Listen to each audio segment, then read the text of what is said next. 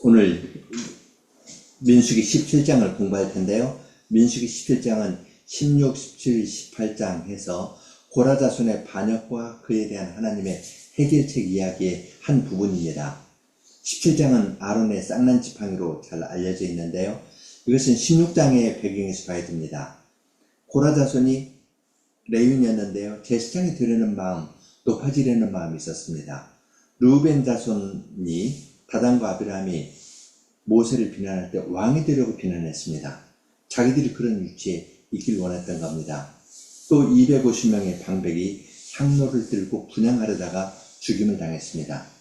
이 세 가지에 대해서 주님께서 땅이 입을 벌려가지고 삼키게 하는 징계를 내리기도 하시고 향로에서 불이 나와서 그들이 죽게도 하셨습니다. 그런데 그 다음날 백성들이 고라 자손을 동조하는 말을 하다가 14,700명이 죽임을 당했습니다. 여기서 문제는 두 가지입니다. 마음의 문제와 직분의 문제입니다. 그들이 높아지려는 마음이 있고요. 하나님께서 세우신 직분을 인정하지 않는 데에서 문제가 생겼습니다. 이 문제를 여호와께서 어떻게 해결하실까요? 16장에서는 아론이 죽은 자와 산 자 사이에 분향한 향로를 들었을 때 연병이 그쳤습니다. 17장에서는 하나님께서 택하신 직분자가 누구인지를 알려주십니다. 그의 지팡이가 쌍나면 그 사람이 하나님께서 택하신 자라 말씀해 주셨는데요. 쌍난 지팡이를 통해서는 두 가지를 알려줍니다. 첫째, 생명의 근원은 하나님이시라는 것, 그리고 제사장의 직분은 생명 주는 일을 행한다는 것을 알려주십니다. 이러한 것을 염두에 두고 17장을 읽어가겠습니다. 먼저 1절로 5절입니다. 여호와께서 모세에게 일러 가라사대 너는 이스라엘 자손에게 구하여 그들 중에서 각 종족을 따라 지팡이 하나씩 취하되 곧 그들의 종족대로 그 모든 족장에게서 지팡이 12를 취하고 그 사람들의 이름을 각각 그 지팡이에 쓰되 레위의 지팡이에는 아론의 이름을 쓰라. 이는 그들의 종족의 각 두령이 지팡이 하나씩 있어야 할 것임이니라. 그 지팡이를 회막 안에서 내가 너희와 만나는 곳인 증거궤 앞에 두라. 내가 택한 자의 지팡이에는 싹이 나리니 이것으로 이스라엘 자손이 너희를 다하여 원망하는 말을 내 앞에서 그치게 하리라. 모세와 아론의 권위에 대해서, 이 직분에 대해서 문제를 삼았는데요. 그 속에는 그들의 교만한 마음이 있습니다. 마음과 직분의 문제, 이걸 어떻게 주님께서 풀어나가시는지를 여기서 볼 수 있는데요. 주님께서는 먼저 주님께서 택하신 자를 알려주시겠다고 이야기를 합니다. 그래서 12지파의 족장이 그 지팡이에 자기 이름을 써서 증거궤 앞에, 여호와께서 자기 백성과 만나는 증거궤 앞에 두라 했습니다. 그 지팡이에서, 주님께서 택하신 사람의 지팡이에서 싹이 날 것이라 하셨습니다. 지팡이는 뿌리를 잘라내고요. 그래서 움직일 수가 있죠. 가지를 잘라냈습니다. 그런데 뿌리도 없고 가지도 없는 데에서 싹이 나는 건 불가능합니다. 그럼 하나님께서는 그 일을 하시겠다 말씀하셨습니다. 그렇게 하심으로써, 택한 자의 지팡이에서 싹이 나게 하심으로써 모세와 아론에 대해서 원망하는 말을 그치게 하겠다고 말씀하셨습니다. 이제 시행하는 이야기가 6절로 9절입니다. 모세가 이스라엘 자손에게 구하매 그 족장들이 각기 종족대로 지팡이 하나씩 그에게 주었으니 그 지팡이 합이 12이라. 그 중에 아론의 지팡이가 있었더라. 모세가 그 지팡이들을 증거의 장막 안 여호와 앞에 두었더라. 이튿날 모세가 증거의 장막에 들어가 본즉 레위 집을 위하여 낸 아론의 지팡이에 움이 돋고 순이 나고 꽃이 피어서 살구 열매가 열렸더라. 모세가 그 지팡이 전부를 여호와 앞에서 이스라엘 모든 자손에게로 취하여 내매 그들이 보고 각각 자기 지팡이를 취하였더라.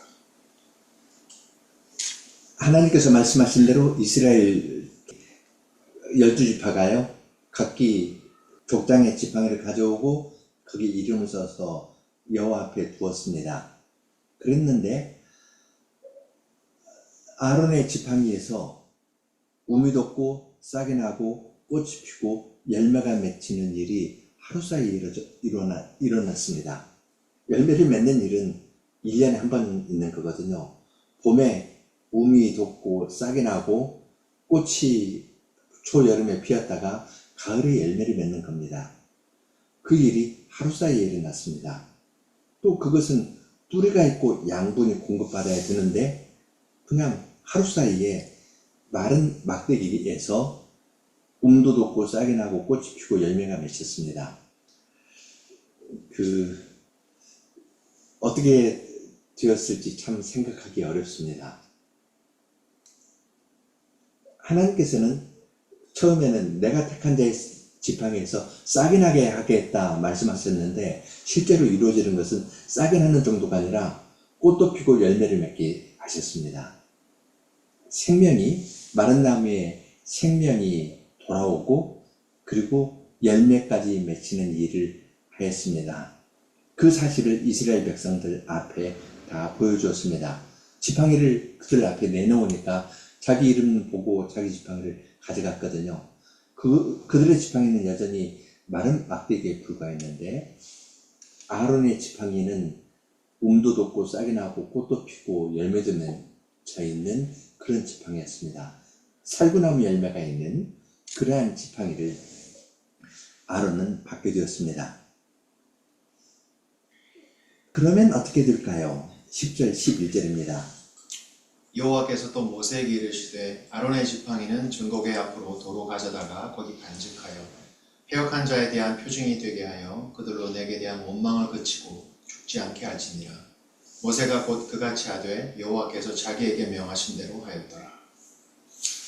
예, 하나님께서는 아론의 쌍난 지팡이 그리고 열매가 있는 지팡이를 아론에게 주고 그걸 가지고 봉사하라 하지 않았습니다. 일상생활에서 그것을 사용하라 하지도 않았습니다. 그것을 여호와의 언약궤 앞, 증거궤 앞에 두고 간직하여서 반역하는 사람에 대해서 표적이 되게 했습니다. 그것을 생각하면서 그들이 원망을 그치도록 했는데요. 원망하는 것은 이스라엘 백성이 마실 물 먹을 것 없어서 원망하고요. 가나안 땅에 들어가라 했을 때 아낙다손이 있다 하면서 원망했었습니다. 또 그들은 자기를 높이려고 제사장이 되려고 왕이 되려고 자기를 높이면서 원망했었는데 그러한 것을 하나님께서는 받으시지 않고 죽음의 형벌을 내리셨었는데요. 그 쌍난 지팡이를 증거궤 앞에 두어서 반역하는 사람들에게 표적이 되어서 그들이 원망하는 일을 그치고 따라서 죽지 않게 하라고 말씀하셨습니다.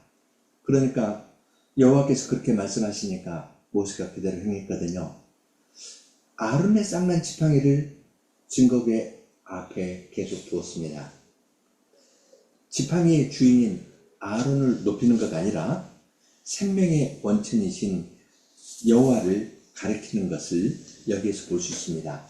이 지팡이의 힘은 여호와 앞에 있는 것이 여호와에게서 나오는 것이지 아론의 지팡이 자체가 힘이 있거나 아론 그 사람이 어떤 능력이 있는 것이 아니라는 것을 여기에서 알 수 있습니다. 쌍난 지팡이는 다시 여호와의 증거궤 앞에 두었습니다.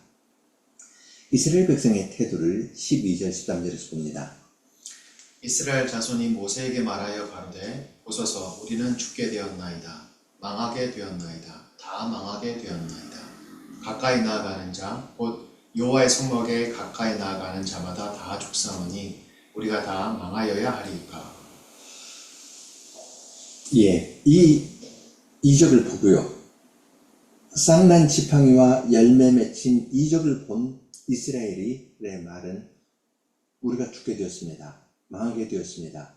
여호와의 성막에 가까이 하는 자마다 다 죽게 되었으니 우리가 다 망하겠습니까? 그렇게 이야기를 합니다.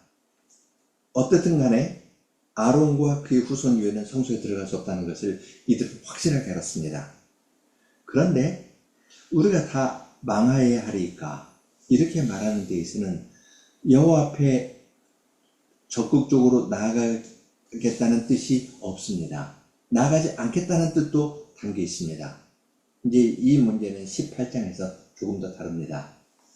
이들의 말에서 주목할 점은 아론의 지팡이와 거기에서 생명과 열매 맺는 것에 대한 이야기는 없습니다. 핵심은 마른 지팡이를 주님께서는 생명을 주어서 꽃도 피고 열매를 맺게 하신다. 이것을 보여주시고 반역하는 이스라엘 백성들을 바꾸어서 그들에게 생명을 주시고 생명이 피어나서 열매를 맺게 하는 데까지 인도하실 것을 이 표적으로 보여주셨는데 이것을 적극적으로 이야기하는 것은 없습니다.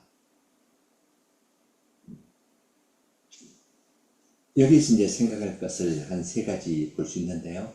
첫째는 반역하는 무리에 대해서, 둘째는 아론에 대해서, 또한 그리스도와 그리스도 안에서 우리에 대해서 세 가지 생각할 수가 있겠습니다. 반역하고 불평하는 사람들에게는 여호와께서 아론과 그의 자손을 제사장으로 세우셨다는 것을 아주 분명하게 나타나 보였습니다. 마른 지팡이에 우미 돋고 순이 나고 꽃이 피고 살구 열매를 맺는 것은 생명의 원천이 오직 여호와에게 있다는 것을 보여줍니다. 250명의 족장이 이 번제를 드리려고 향로를 들고 있었는데 불이 나서 죽었는데요. 그 향로를 쳐서 번제단을 빙 두른 번철로 만들었지 않습니까?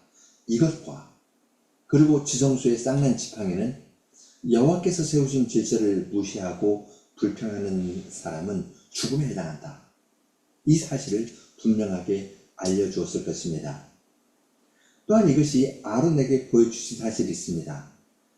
아론은 자기 지팡이에서 싹이 나고 꽃이 피고 열매 맺는 것을 경험했는데 그것은 자기 지팡이가 비교적 최근에 만든 것이고 그래서 다 마르지 않고 약간 생기가 있어서 이러하게 된 건 아니라는 것을 알 것입니다. 그의 지팡이에 어떤 능력이 있기 때문이 아닙니다. 그리고 쌍난 지팡이는 다시 여호와의 언약 앞에 두었습니다. 이 지팡이를 사용하는 것도 자기 뜻대로 하는 것이 아닙니다. 생명의 원천은 하나님이고 이것을 사용하는 것도 하나님의 명령에 따라서 행합니다. 이제 민수기 20장에 보면은 이스라엘 백성이 물을 원할 때 이 지팡이를 가져다 사용하거든요.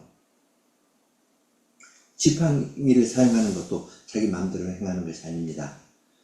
그리고 이 지팡이로 아론이 행할 일은 마른 지팡이와 같은 백성에게 생명을 공급하고 이 생명이 피어나서 꽃도 피고 열매를 맺도록 하는 것이 하나님께서 그에게 주신 사명임을 여기에서 배웠을 것입니다.